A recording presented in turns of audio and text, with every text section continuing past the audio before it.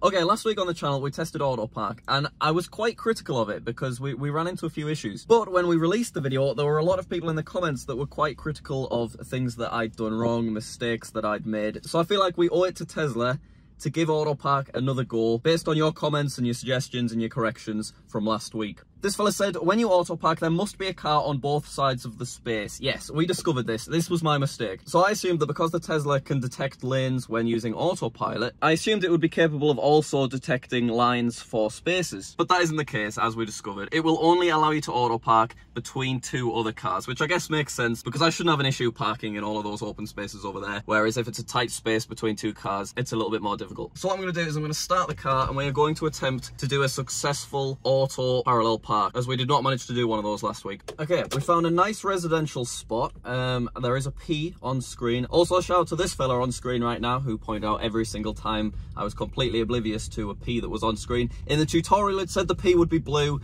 That P's not blue. I'm sorry. Anyway, there's an opportunity to parallel park here, so I'm going to go very slow and I'm going to see if a P pops up. Right, there's a P. Okay, so I'm going to click it. Yeah, that, to be fair, that's exactly where I want to go. So we're going to go into reverse. And we're going to go click start. And here we go. Oh, there is a car in front, but it looks like she's gonna just, yeah, she's letting me past. I think. Oh, he's close. And now we're pulling forward. Oh, I'm not gonna lie, I think we've nailed it. I'm not touching anything at all, so I'm gonna just let the car do its thing. People told me I need to trust the car a little bit more. Oh. I think I'd have called it there, but we're going back again.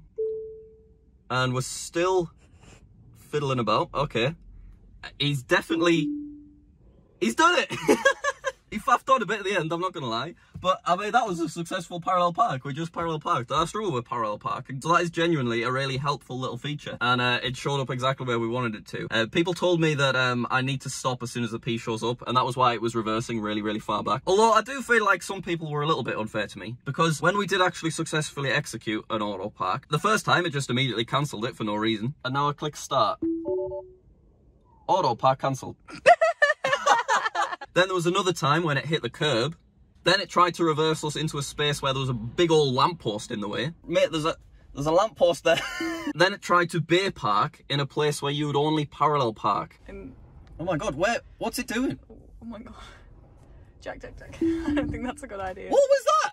I don't know where it's wanting to. It's wanting to go into someone's, like, it's wanting to gate. go down there. But Get out of this! Jesus Christ! And then on the final auto park that we did, it got so close to the car on the left that we were touching wing mirrors like this. We weren't just like dabbling them, we were proper overlapping each other. So give off a little bit, you know what I mean? But you've got to give it to AutoPark there. It absolutely nailed that parallel park, so I am pretty pleased with that one. A few people told me that you need to already be in reverse for the parallel park thing to show up. As you just saw though, that isn't the case. You have to click start and then go into reverse. So we're going to give Tesco a go because it has slightly wider spaces than B&Q. And I want to do everything I can to help AutoPark out a little bit. So we're going to try a bay park, probably somewhere over there where it's a little bit quieter. That looks like a good little space. People aren't parked too close to the line. Well, I guess that black car is a little bit, so we're going to go nice and slow, and the P should pop up just down there. There it is. So I'm going to stop as soon as it shows up. I'm going to click it. Yep, that's the one I'm after. Shift into reverse. There's nobody about. I'm going to do my best to not interrupt it by pressing the brake, even if I think it's looking really close, because lots and lots of you said that the car is better at knowing how close it is than I am. Although I'm not going to lie, it might not even have to correct itself, because this is looking pretty good. Oh no, it's definitely going to have to correct itself a little bit on that black car. There we go. It has stopped, so it's going to go forward a little bit. Nice. I think it's going to nail this, to be fair. Looking good. Still not quite straight. So we'll see if it adjusts anymore, because it isn't between the lines. But I guess it's not the lines it's looking at. It's looking at the distance between each car. Oh, we're slotting in. We are slotting in. Very nice. Go on. And when's it going to stop? It did it again. It nailed it. It absolutely nailed it. Now I feel like I made it look like a bit of a knob in the previous episode. We did everything the tutorial said though. Okay, I want to give AutoPark more of a challenge. So just over there's a lovely little tight space between two very expensive cars that I really hope it's not about to crash into. So what we're going to do is we're going to slide out if it is... I banged my head. We're going to slide out if it is safe to do so, which it is. And we're going to see if it will take this on. Oh, the P showed up, but then it disappeared. Oh, it's there. Never mind. Well, I guess it's going for it. Okay, I'm already not feeling as good about this one. Because it's coming at it at a really poor angle, as you can see. I don't like it. I don't like it. You all said to trust it. I'm sending you an invoice. If it crashes, okay, good. This is good. It's going forward, so it should sort itself out. So you can see it is a smaller space. It's just, I think we're probably going to end up parking over this white line, because it's not based on the lines, it's based on the cars, as we now know. Oh, it's swiveled in. So I think America do generally have wider spaces because you generally have bigger cars. So I think that's why AutoPark works a lot better in the US. And also the EU limits how far the wheel will turn automatically and that kind of thing. Right, it's spinning out. Nice, this is looking good. And I think it's just about in. So that does not look very straight, but the distance between that car there and that car there is pretty much the same, I think. Do you want to check if we're in the lines on your side? So are we over the line? At the front wheel is. The front wheel. Wait, should I just show it from the front? Yeah, go for it. I'll give you a wave. What was it like? Over on this side. So it went over. But yeah, that's because quite wonky. it's not looking at the lines. Not horrifically wonky. Yeah, I mean, compared to the cars, it's decent. I guess if that Mercedes had parked better, AutoPark would have probably parked better. But he's so far over on one side that it's just caused us to also be slightly over. Well, I reckon we need to do some more parallel parking, as that's the one that was really weird last time. But also, it's weird that we ended up bumping into that mirror at the end of the previous video because the car's got so many sensors on it and the car knows how big it is. Surely the car knows how much its mirrors stick out as well, so you would think it would just not attempt to AutoPark, or it would abort the AutoPark when it realised that it was going to be too close and make contact with that mirror. So I guess it's strange because AutoPark's meant to help you in difficult spaces, but I don't feel competent using AutoPark in a tight space like the ones that we checked out in Asda last week. Anyway, I think we need to head to the dreaded B&Q. That's where we had a few problems. Remember the lamppost and remember the curb. So the car seems to be in a good mood today, so let's give it an opportunity to redeem itself and do a good little AutoPark. Right, here we are, the dreaded B&Q, AutoPark's worst nightmare. I see a space right there that I'm going to give it a try on. Okay, P's popped up. That's actually looks quite far away, so I don't know. I don't know if it's aiming for the same one that I'm thinking of. AutoPark is in progress. Ooh! Well, this is very interesting. There's no car there, but it's... What? What? But all of your comments, it's... What is happening? There's no car, and it's still attempting to park, and it's getting quite close to that Ford, actually, I'm not gonna lie. What is it doing? This is so weird. Is it because of the shadows?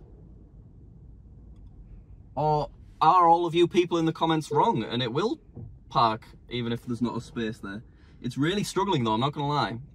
It doesn't look that close there, but in real life, it's very, very close to that car. You can see in the mirror how close we actually are. It's just aborted it. Well, that was so weird. Look how close we are. We are 20 inches away from this car right there. That was so strange. Why did it do that? I mean, it got confused. It kind of psyched itself out. That is really weird that it attempted to park there, even though there wasn't a car on the other side. Let me know in the comments what you think happened there. Was it potentially the shadows confusing it? But I know it uses radar rather than just the cameras. Right, we're gonna go around again and we're gonna see if we can find any funny little spaces that it wants to try and park in. That was the curb that it bumped last time. So let's see if it will try and park there again and if it will bump the curb. So once again, that's not a car, that's a curb. Right, that looks like a very, very poor angle. That's going to go straight onto the curb, surely. Keep an eye, there's no one around. Yeah, we are just going onto the path at this point. I'm going to see how long it takes before it stops. What is it attempting to do? What? Okay, I'm going to have to abort. There is a car coming. But that was really weird. I don't know what it was planning there. Okay, there's a space here. No P's shown up. We're getting quite far away. So yeah, sometimes it doesn't even recognize the P. Why does the Tesla Model 3 hate B&Q car park so much? In Tesco, it was showing off all over the place. It was living the dream. In B&Q, it tries to park on footpaths. I kind of want to go around again and see if it will try and park on the curb, just because I want to watch what it does. Okay, here it is. You see that delicious little curb? There's a trolley there and everything. There are no cars around. Let's wait for that P and see what happens. No P. I'm going at 1 mile an hour and we're completely P-less. Oh, right. No P showed up, but AutoPark popped up randomly anyway. Okay. Is it going to make the same mistake it made last time before we interrupted it? No, to be fair, that's less on the path, but it's definitely still going to hit the curb if it continues. Okay. Right, we've hit the curb. So what's it doing? Oh, we are on. We are on it. No problem. What's it doing here? This is so weird. Right. Is it going to take us off? We're being looked at. We just got funny looks from the B&Q staff member.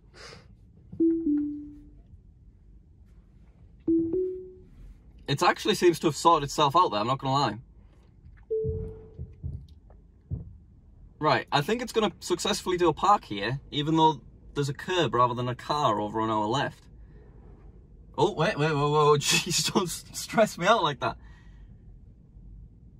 So, there we go, it's completed the auto park, and we can see what its issue was. It thought that this was just a really, really wide space, but in actual fact, it was a space with a public path next to it. But there's no cars over there, and it's still successfully parked next to it. So honestly, at this point, I don't know what to believe, because hundreds of you in the last episode told me that it will only park between 2 cars. Whereas we've seen today, it's just attempted to park on an end space twice. But anyway, I think what I want to do now is I want to head back to residential streets, because there was some really bizarre attempts at bay parking where it should only be able to parallel park. So let's head back to those specific areas, and we'll see what it's like from there. So while we're traveling to that residential area, I want to bring up what I said again at the start of the video. It can see where the curb is there. It can see the road markings over on this side. So why can't it see car parking spaces and not have to rely on other cars in the car park in order to do those spaces? And I know, yes, if you can drive, then you should be able to park in a wide open car park. But if you've got a fancy car that can auto park, then it would be cool if it would just auto park for you all the time. That was all I was thinking, all right? Maybe in the future, it will be able to read spaces, and the auto park will be able to just park in nice, big, empty car parks.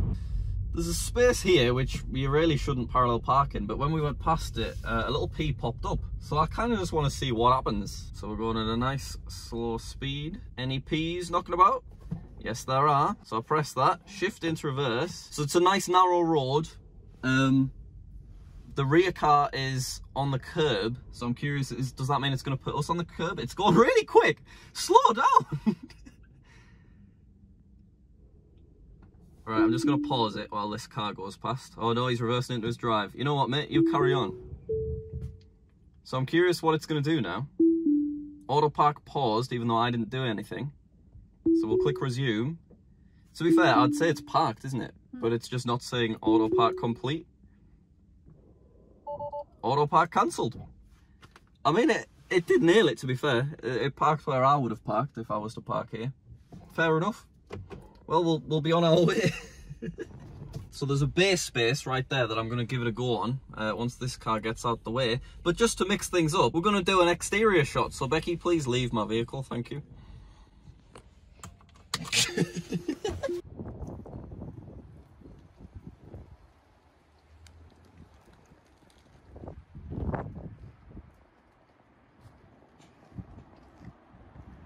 we're close to the van.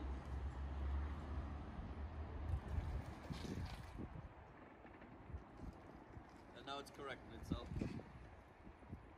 Yeah, I think it's going to nail this one.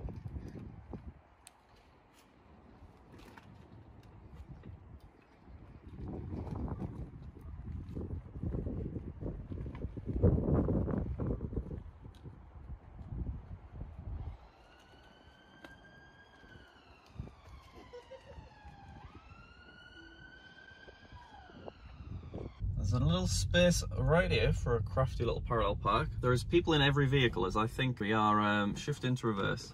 I think we're maybe by a school or something. But I'm not going to let them get to me. I'm just going to let my fancy car do its thing. It's gone for a nice little parallel park. It's a pretty wide open space. Even I think, could parallel park into this space. So it should nail it. Let's see if it does that thing it did at the start of the video where it kind of just adjusted unnecessarily for quite some time. Yeah, it's doing it. It's going forwards. Even though it's honestly in a perfectly fine place, I wouldn't really want to be any closer forward because it just makes it difficult to pull out.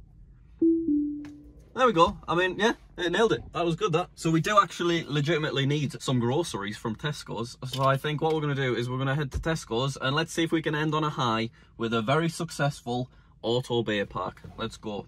Tesco, Tesco, Tesco, Tesco. Oh, say hello to the gas guzzlers on your way past, no problem. All right, let's find a lovely little beer park to end off on. I'm going to be a bit daring and I'm not going to go to the quiet, wide open part of the car park over there, and I'm going to go to the busier bit because I want to give him a challenge, you know. He's been a bit too impressive as AutoPark this video. Look at that little blue fella. We've got some questionable, actually no, that's decent parking from both parties. So is a P going to show up? Oh, there it is, there it is. Okay, there's a man coming. Do you think it's going to wait for the man? Let's find out. Shift into reverse and click start. Okay, I mean, we're already, you can see that we're going to come into this way too wide. I mean, it's almost missed the space. So it's going to have to do a fair amount of adjusting. Go on. Oh my god, oh my god, oh my god, oh my god. It's alright, it's alright. It knows what it's doing. I don't know if they're wanting to reverse in front, but we'll just do our thing. We're in no rush. Go on. Nice, okay. So it's straightening up. Don't get too close. Oh my god, there's a man with a trolley. Jesus Christ, there's a man with a trolley. We're really close to the car in front. Man with a trolley is no match for AutoPark. AutoPark's not even bothered. Look at him. He's just absolutely nailing it.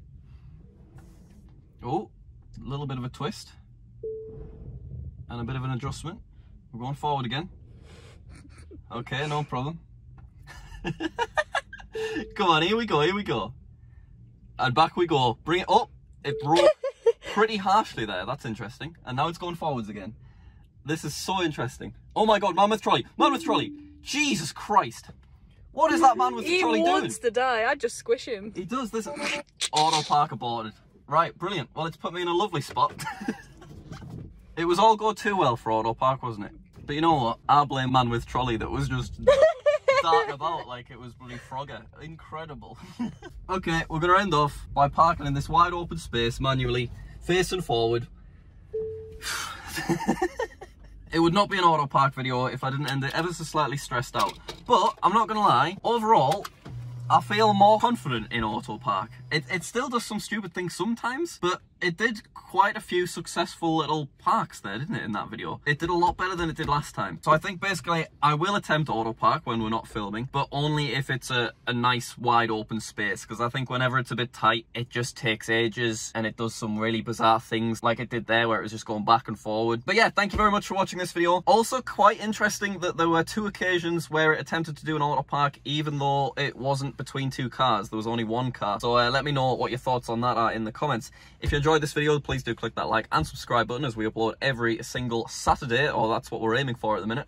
Also, what do you think of my little carbon fibre wrap on my console unit? Very nice. Just a lot easier to keep clean because the default Tesla one just gets finger marks all over the place. Anyway, thank you very much for watching and I'll see you next time. What is that man with the trolley doing? He wants to die. I'd just squish him.